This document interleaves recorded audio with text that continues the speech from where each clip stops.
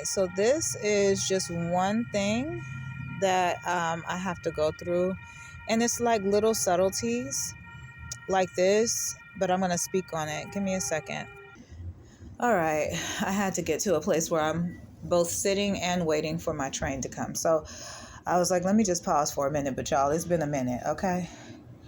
All right, so, oh, here, this is another thing. This is kind of how things go too, see? That's another thing that they do in my environment. They've done a lot. So they like to leave little messages and stuff like that here. Y'all know what's up, right? Okay, there we go. So anyway, just so you guys are aware, because this is where I usually sit when I'm waiting on the train. So anyway, so people are obsessed with my body. They're obsessed with me having my clean clothes. They're obsessed with how I nurture myself. They're obsessed with my feminine regimes. And so what they'll do is they will watch me very closely, monitor me very, very closely, and then they will try and make it seem as if it is, well, there's another distraction there. And then when they don't see me do the things that I normally would do, then they do things like that. So they will, like take baby wipes and stuff like that and throw them by my car. They'll take white towels because I use white towels on my videos, but they're tapped into my phone and they watch everything so they can see that I use white towels on my face and body. So they will, they'll go and find white towels and then make them really, really dirty. Like they'll clean something really, really dirty and then they'll throw it by my car or whatever the case, like just really fucked up shit that's a waste of time, that don't really do anything, but, just kind of creates this environment that is supposed to be kind of like silently shaming me for something. And it's crazy, So, it's kind of like it's like a silent shaming kind of a ritual type thing.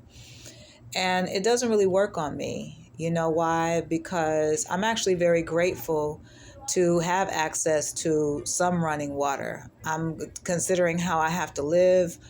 I'm actually very grateful for being able to care for myself the way that I've been able to care for myself, living under these circumstances, having to be, forcefully being in this predicament, because I can't rent a space because I don't have income.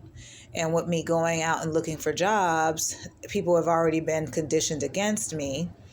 And so, or they're just flat out discriminating against me, which is a completely different situation altogether. But we'll talk about that in another chapter, right? So, with people doing things like that, they've done things like set buckets out, because I use a pan, like a little pan that you would use to maybe say soak your feet or something in. I boil water every single day. I had footage of what my regime is and the materials that I use on my camera when they stole the storage discs and things like that. So all of that stuff is on there. I've never been ashamed of anything that I've gone through because I know that life is gonna life, and there are times where you never know what you may go through. And even when I was a young kid, just learning certain things and seeing other people go through certain things and learning through their mistakes and learning through their life decisions, and even learning how they were able to survive and push through really rough patches in their lives. It taught me how to be, more empathetic towards people. And now I'm going through a really rough patch in my life. And you know what? I don't judge people, and I'm glad that I didn't. And on top of that, my regime that I have now, I learned that from someone. I learned that. You know what I mean? I picked that up from watching people camping and stuff like that. So I'm actually very grateful to be able to keep myself the way that I keep myself. You get what I'm saying? Regardless of what people say. I am literally homeless. I was homeless when I got to LA. There's nothing funny or anything that should be used as material about that to make fun of somebody or anything. I'm not the type of homeless that's just out here in the streets, that's, what I'm talking about. It's levels to it. Like it is levels to anything else. Okay. But I'm not the type of person who's going to make fun of somebody for being without a home, or for being without a vehicle, or for being without designer clothes or clothes in general.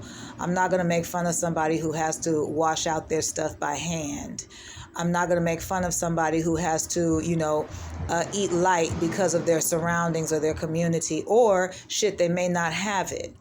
I'm not going to make fun of somebody who panhandles, even though I haven't gotten to that point yet. People have come up to me who have learned about what I've gone through or what I'm going through, and they have so subtly said, here, let me bless you with something. I know what's happening, but I can't say anything, but let me help you. And it's like, thank you. I appreciate you for doing that, because that's something that I would do for you if you were in my predicament. So it's a beautiful dance between me and my daily good karma. You know what I'm saying? The positive karma. So that's one of the things that keeps me going anyway. But it really sickens me to see how people can, like, all together, knowing what all has happened, and in some cases some of those people actually having something to do with and have played a major role in me having to stay in this situation, because my surroundings are so stagnant and so limited, and because the resources around me are so limited, and because I'm being pushed into a position where, let's just keep it real, motherfuckers want me to be doing some things that are compromising to my integrity and my set of morals and my principles, in order to make it out of this situation, because they want to see some other shit outside